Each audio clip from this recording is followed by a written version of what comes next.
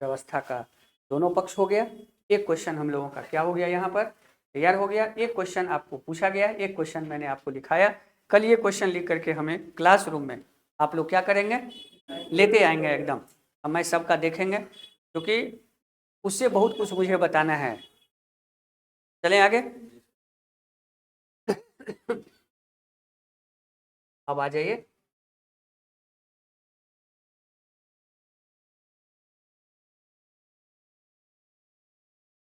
द्वितीय सदन या द्विसदन प्रणाली है। अब यहाँ से थोड़ा सा परंपरागत अप्रोच में आ जाते हैं। किस अप्रोच में? परंपरागत, जो आप लोगों को याद भी है, अपना थोड़ा थोड़ा मदद करते रहेंगे, तुरंत ये टॉपिक क्या हो जाएगा, निकल जाएंगे। यहाँ द्विसदन के संदर्भ में पहला सदन जिसे अस्थाई सदन कहिए। कौन सा सदन? अस्थाई सदन। और दूसरा है अस्थाई सदन।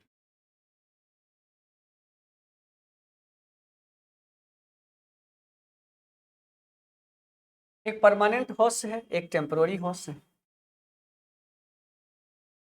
एक में मेंबर आते जाते हैं लेकिन हाउस कायम रहता है, और एक में सदन अपने मेंबर के साथ स्वतः ही क्या हो जाती है, हाउस डिजॉल्व हो जाती है। इसलिए इसमें हाउस का कार्यकाल होता है, इसमें व्यक्ति का कार्यकाल। ठीक, ये सब आप जानते भी हैं, लेकिन हमारा सवाल सबसे पहला ये चीज है। यहाँ से हम 4-5 शॉर्ट नोट्स बना रहे हैं आप लोगों के लिए। बहुत सारे लोग इसका जवाब भी दे देंगे और कुछ लोग इसको लिख भी लेंगे। सबसे पहला अस्थाई सदन, जिसे सामान्य रूप में हम लोग क्या कहते हैं, राज्यसभा, स्टेट रिप्रेजेंटेटिव हाउस।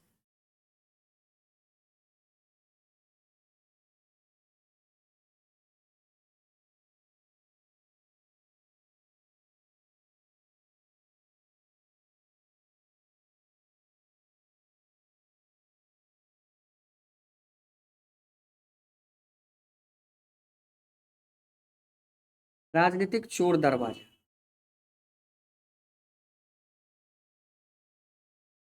पहला ये आपको बैक गेट है, ठीक है ना, पीछे के रास्ते हैं राजनीति में जाने का। पहला। दूसरा,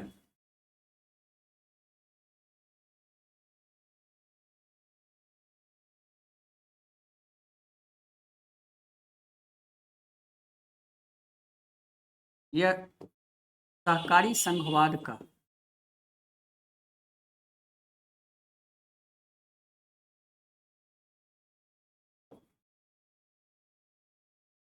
प्रतिनिधित्व करती है।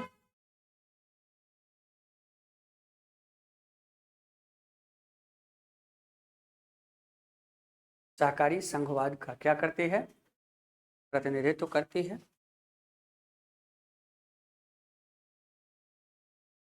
नेक्स्ट,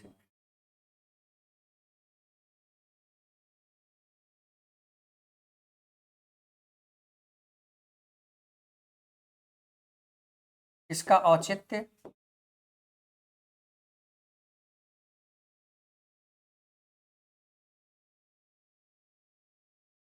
तीसरा इसकी कमी।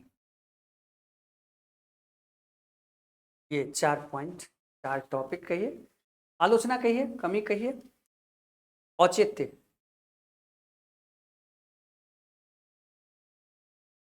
हैं? हाँ, कह सकते हैं, क्यों नहीं कहेंगे।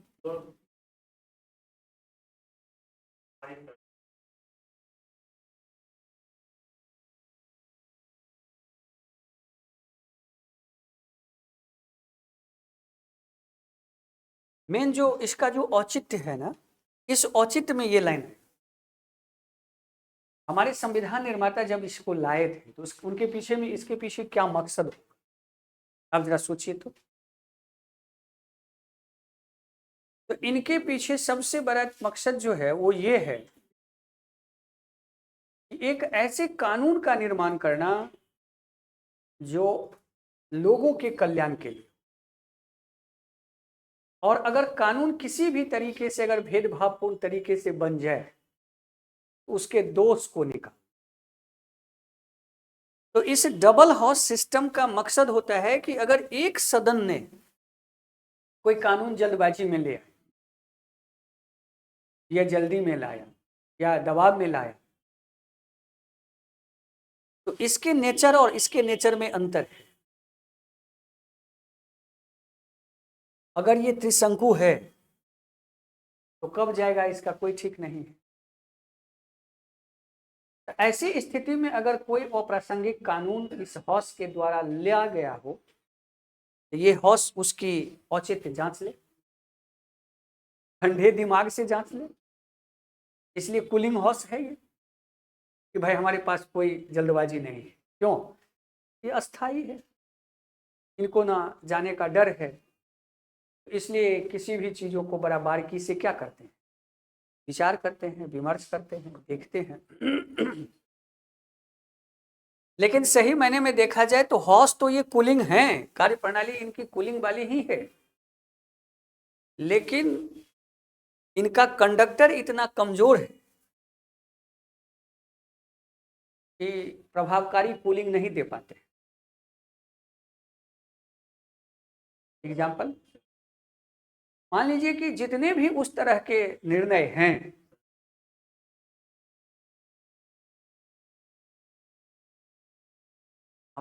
वो एक पक्ष है। दोनों चीजें हैं ना, हमको आलोचना समालोचना करना, हमारा दृष्टिकोण कैसा रहना चाहिए। हमारा दृष्टिकोण जो है सो आपको नकारात्मक सकारात्मक अच्छा बुरा दोनों देखना है। हम मूल्यांकन करने के लिए जा रहे हैं। जब तक हम कमी नहीं देखेंगे तब तक अच्छाई नहीं आएगा। तो इस तरह से इतनी सारी विशेषता इनके बारे में आया है। तो सबसे पहले इसी हाउस की व्याख्या कर ले, फिर आगे निकल जाते हैं। कोई दिक्कत तो नहीं। अब आ जाइए इसमें राज्यसभा।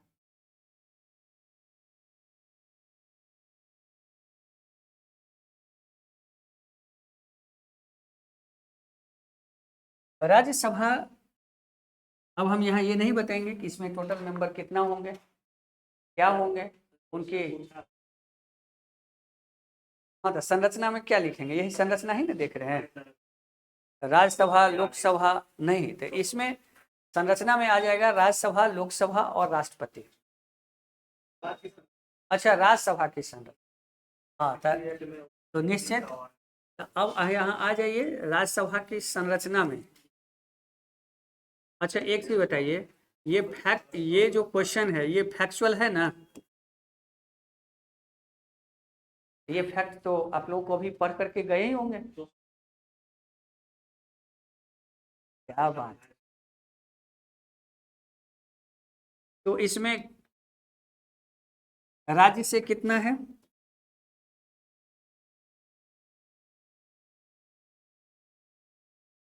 200 कितना?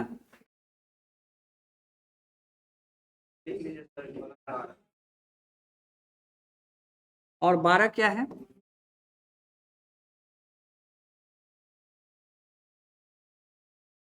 टोटल कितना हो गया? 200 अधिकतम 250।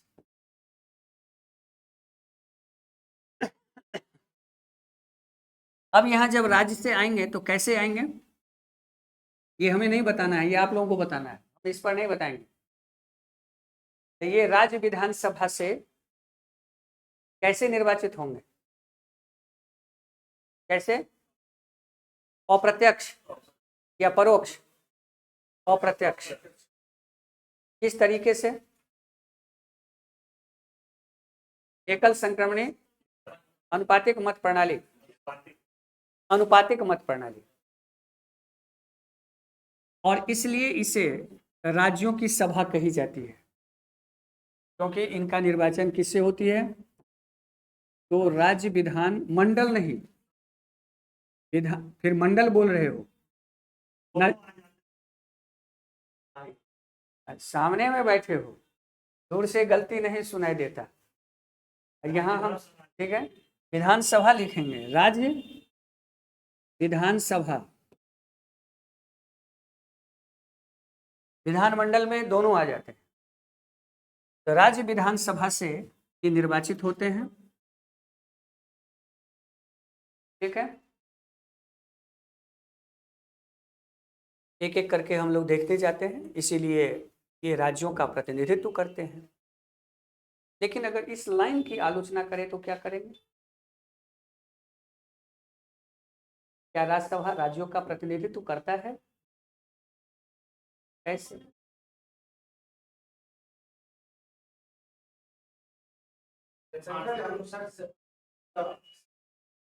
सबसे बड़ी बात है, एक मिनट, जैसे कि मान लीजिए कि वहां प्रत्येक राज्यों की जो संख्या है वो बराबर है, तो भारत में तो ऐसा नहीं है। भारत में इसका आधार क्या है? जनसंख्या है। और दूसरा और क्या है? तो दूसरा जब यहाँ पर देखेंगे, तो इसके इलेक्शन में ये विधानसभा सदस्य के द्वारा निर्वाचित हो रहे हैं, लेकिन इसमें प्रभाव किसका है? पार्टी का, दल का। इसलिए यहाँ पर जीत का हार का अनुमान लगा लिया जाता है, और जो बहुमत दल में होते हैं उनकी पार्टी की सदस्य क्या होती है? अधिक होती है। और वही इस व्यवस्था का उपयोग अपने हितों के संदर्भ में अधिक, राष्ट्रीय हितों के संदर्भ में कम करते हैं, चाहे वो बौद्धिक वर्गों को भेजें या बुद्धिजीवी वर्गों को भेजें। बात समझ गए? किन्हीं को भी भेजें, किसी को भी भेजें, लेकिन भेजने के पीछे उनका मकसद क्या होगा? अपना एक पार्टी इंटरेस्ट होगा। तो इस तरह से इस लाइन की आलोचना ये होगी। अब आगे बढ़ें। इस तरह से जब इनकी संरचना का निर्माण हो जाता है, तो अब इनका कार्यकाल आपको याद होगा कि अस्थाई है। तो अस्थाई होने के कारण प्रत्येक सदस्यों का कार्यकाल कितने वर्ष, ये हमें नहीं बताना है, आप लोगों को बताना है। 6 वर्ष है, और प्रत्येक 2 वर्ष कितने पर? प्रत्येक 2 वर्ष पर 1/3 क्या होंगे? सदस्य इस्तीफा देते हैं, पद मुक्त होते हैं। ये पद मुक्त होते हैं। तो इस तरह से ये व्यवस्था है। अब यह सवाल है कि इनकी ये संरचना अस्थाई क्यों बनाई गई है?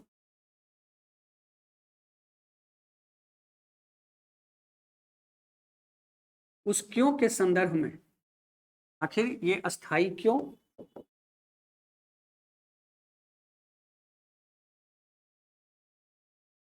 तो पहला, राष्ट्रपति को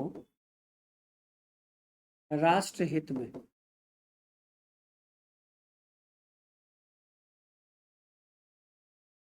हमेशा सुझाव देना,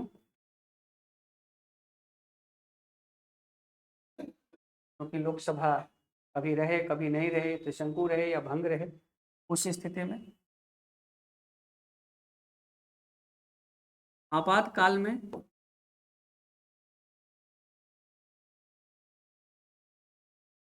विचार विमर्श करना,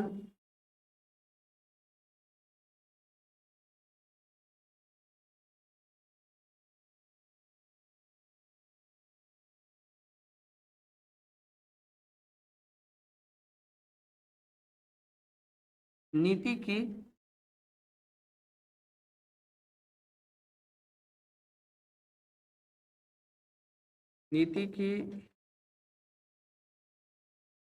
विशेषता और विशेषज्ञता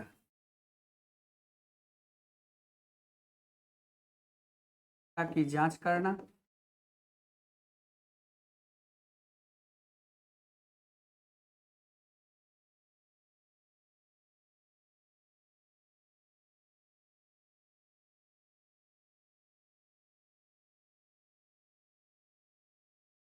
किसी भी स्थिति में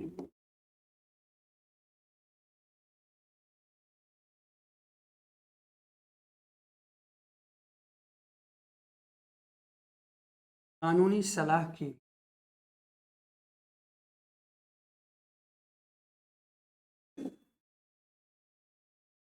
व्यवस्था बनाए रखना,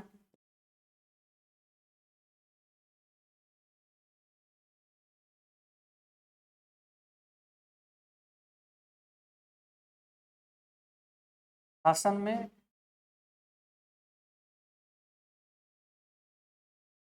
विशेषज्ञ सुझावों को शामिल करना,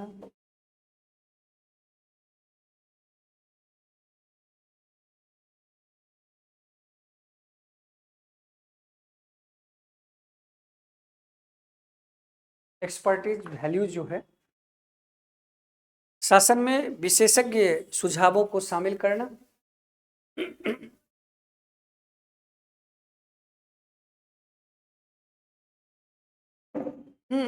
उसके प्रति भी है और राष्ट्रपति के प्रति भी।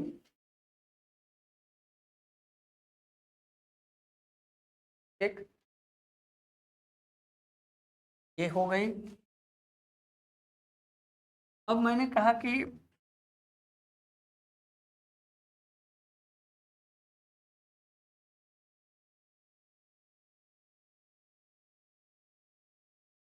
ये राजनीतिक पिछली दरवाजा है।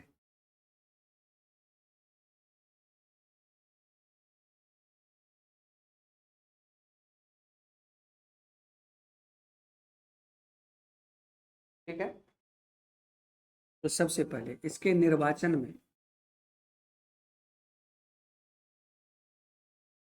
में दल का प्रभाव,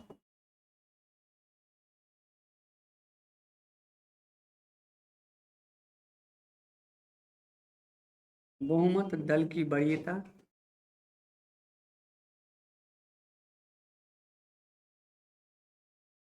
पार्टी के द्वारा, दल के द्वारा,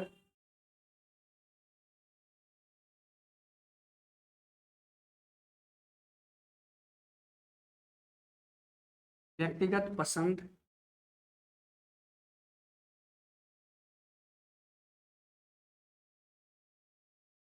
और हितों के संदर्भ में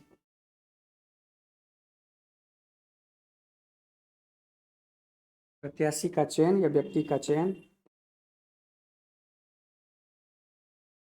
इसके जो स्वाभाविक गुण है उसको प्रभावित करता है।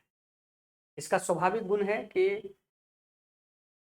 सामान्य रूप में जो अवधारणा है कि सामान्य जनता को किसी भी भाव में लोग घुमा सकता है, और वैसी स्थिति में कई बार वो योग्य और अयोग्य का निर्णय नहीं कर पाए। इसलिए शासन में ऐसे भी लोग शामिल होंगे जो लोग शासन को बहुत अच्छे से नहीं समझ रहे, लेकिन जब ये चुने हुए लोग शासन में जाएंगे तो वो शासन में बेहतरीन लोगों को भी शासन में शामिल करें, या ऐसे लोग जो लोगों के नज़र में न आकर के शासन में महत्तम भूमिका का निर्वहन कर सकते हैं, उन लोगों को शासन में भी भागीदारी लेने के लिए इस दरवाजे को बनाया गया। लेकिन चूंकि इस दरवाजे की चाबी जो है ये दल के हाथ में है, पार्टी के हाथ में है, इसीलिए वो दल ये चाबी अपने हितों के संदर्भ में ही हमेशा खोला करते हैं, जिसके कारण इसे हम एक पिछली दरवाजा राजनीति का कह सकते हैं। बात समझ में आ गए? इस तरह से इन प्रश्नों के पीछे मूल भाव ये है। अब यहां पर जब आगे बढ़ेंगे और लिखेंगे सहकारी विशेषता में,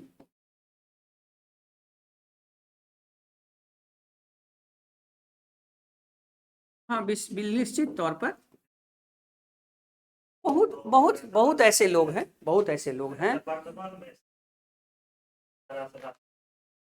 भाई उसका लगाया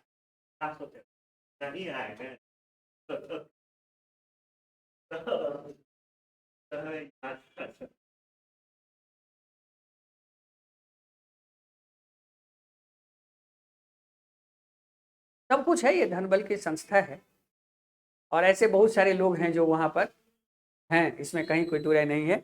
लेकिन हमें तो संस्था को बचा कर न कमी निकालना है।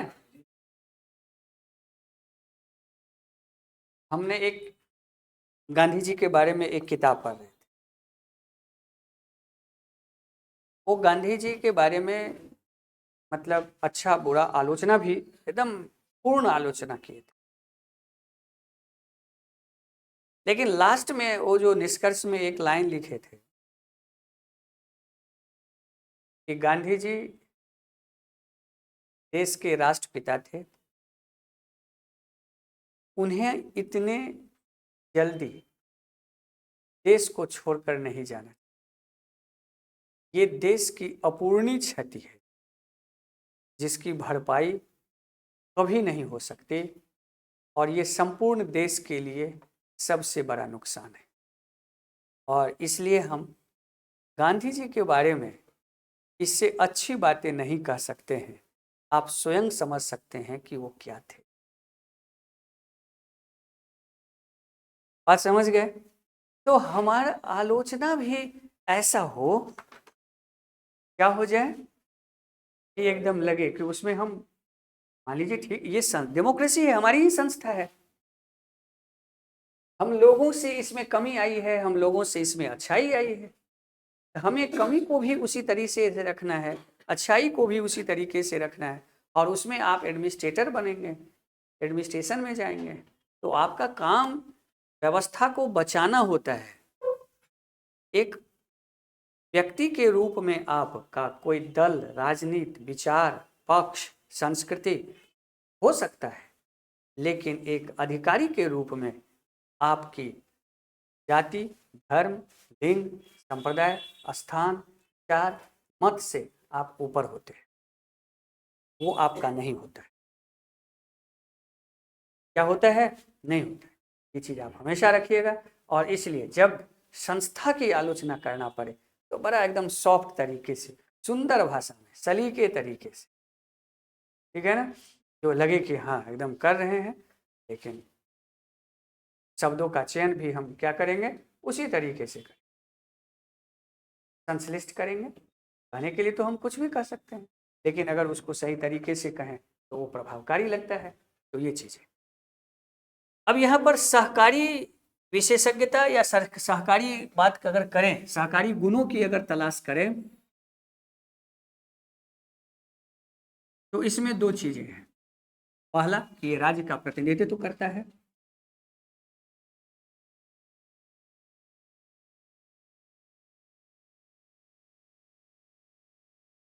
और राज्य प्रतिनिधित्व के साथ साथ अगर देखा जाए तो ये अखिल भारतीय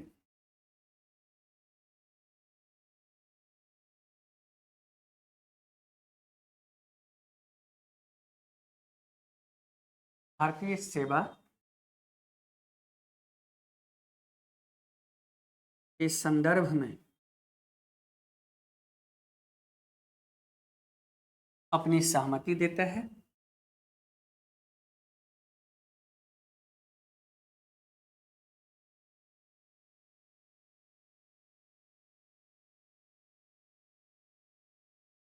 और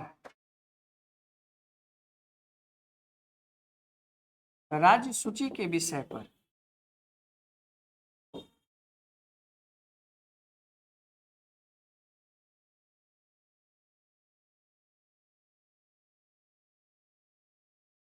अपना निर्णय देती है,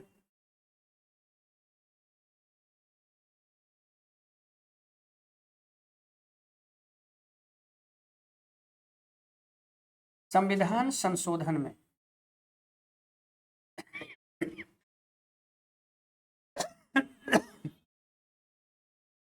इनकी सहमति आवश्यक है।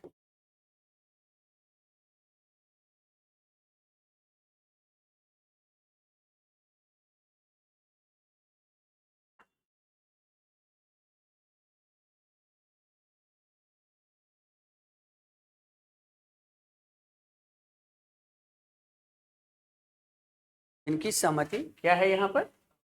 आवश्यक है। चलें अब तो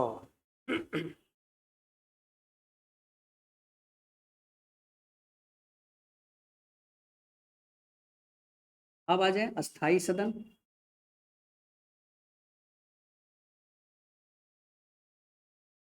लोकसभा। अच्छा, कमी छूट गया है। अच्छा अच्छा, एक मिनट एक मिनट एक मिनट, हमको लगा हो गया है पहले ही।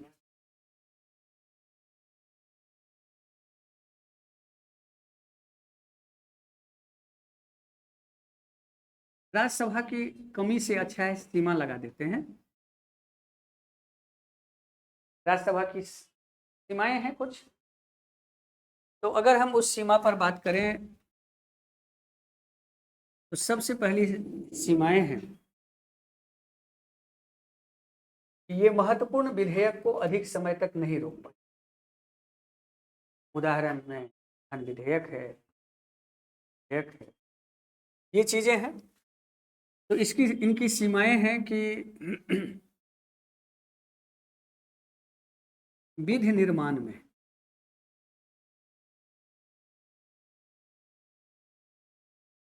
यह वीटो का प्रयोग नहीं कर सकते।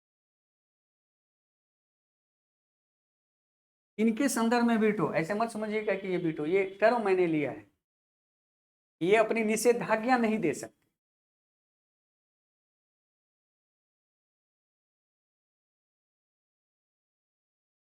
दूसरा,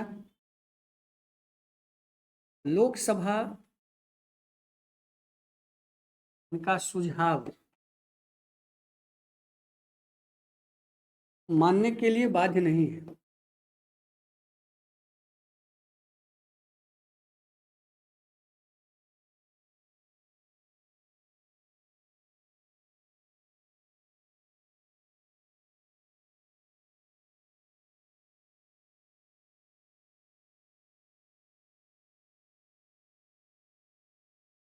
हाँ, ये बाध्य है, वो माने या ना माने, लेकिन सामान्य रूप में व्यवस्था में लोकसभा मानती है कुछ बातें, लेकिन वो मान ले ऐसी कोई बाध्यकारी नहीं है। ये चीजें हैं। दूसरा, आप वहां देखेंगे क्योंकि संयुक्त बैठक में प्रभाव इनका नहीं रहता है, इसीलिए तो विधि निर्माण में वीटो का प्रयोग नहीं होगा। अगर मान लीजिए कि किसी सामान्य विधेयक पर अगर कोई कानून बनाना है, 108 के अंतर्गत जो वीटो का 108 जो है, ये किस पर आता है? ये सामान्य विधेयक पर। धन विधेयक, वित्त विधेयक, संविधान संशोधन विधेयक पर तो ये आएंगे ही नहीं आएंगे। धन विधेयक पर दें या न दें तब भी कोई बात नहीं, वित्त विधेयक पर दें न दें तब भी कोई बात नहीं, लोकसभा ही उस पर अनन्य अधिकार रखता है। संविधान संशोधन विधेयक में इनकी महत्व है, क्योंकि संविधान संशोधन की प्रक्रियाएं बिना राज्यसभा के सहमति से संभव नहीं है। हाँ हाँ, ये सब कमी है। पहले इस पर आ जाए। 108 का जो निर्णय होगा वो सामान्य कानून के संदर्भ में, अगर कोई सामान्य कानून पर दोनों सदनों में टकराहट हो जाए, विवाद हो जाए, तो फिर उस सामान्य कानून के संदर्भ में ये 108 प्रोविजन लगेंगे और संयुक्त बैठक बुलाई जाएगी। तो जब संयुक्त बैठक बुलाई जाएगी तो बहुमत किसका हो जाएगा? लोकसभा का। और उस स्थिति में कोई भी कानून क्या हो जाएगी? पारित हो जाएगी। लेकिन एक सवाल मैं आप यहाँ से पूछना चाहता हूँ कि अगर संयुक्त बैठक में कोई प्रस्ताव पारित ना हो तो क्या होगा? बात समझ गए? वो दर्शाएगा कि सरकार अल्पमत में है और विश्वास नहीं है, इसलिए सरकार इस्तीफा दे देगी। बहुत सुंदर। अब चलें यहाँ पर नेक्स्ट पॉइंट, यहाँ पर लिखा जाए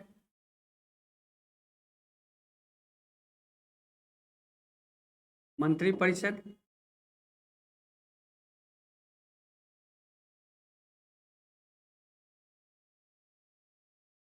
इनके प्रति उत्तरदायी नहीं होते,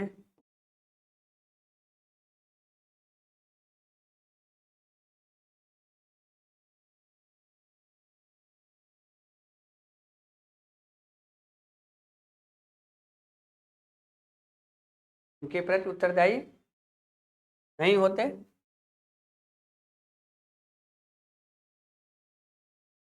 अविश्वास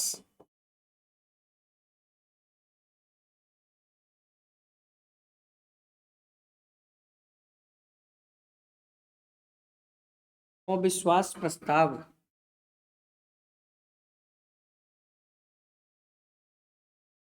इनकी सीमाएं हैं कि यहाँ पर ये आएंगे ही नहीं।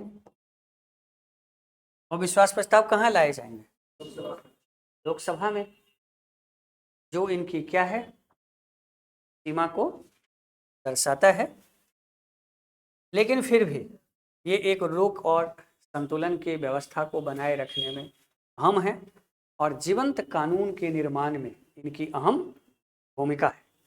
इसीलिए राज्यसभा, लोकसभा कानूनों की विशेषज्ञताओं के द्वारा शासन स्थापित हो, इसकी देखरेख करने के लिए एक सर्विलेंस का काम करता है। कौन? एक इंस्पेक्टर की तरह है, एक निरीक्षक की तरह है, एक सुपरवाइजर की तरह है, जो लोकसभा के कार्यों का, विधानों का खास करके सुपरविजन करता है। आप ऐसे कहें विधि निर्माण का ये एक सुपरवाइजर है जो सुपरविजन करता है। कोई दिक्कत तो नहीं? तो इस तरह से ये चीज़ें रही। अब रहा लोकसभा, तो लोकसभा देखेंगे अब कल। आज हम लोग बहुत प्रश्न देखे हैं, उन सभी प्रश्नों पर आप लिखेंगे, हमें कल दिखाएंगे जो भी महत्वपूर्ण है। यहाँ से जितने भी प्रश्न आए हुए हैं एक बार आप प्रश्न क्वेश्चन बैंक में वो भी देख लेंगे। और कल चूंकि आप लोगों का क्या है, टेस्ट है, पेपर मतलब पेपर फर्स्ट नहीं कही, ये आपको हिस्ट्री करंट का कल टॉपिक टेस्ट है और उसमें विचारधारा, करंट विचारधारा, पर्सनालिटी, कल्चर, बात समझ गए, फ्रीडम स्ट्रगल, क्वेश्चंस रहेंगे।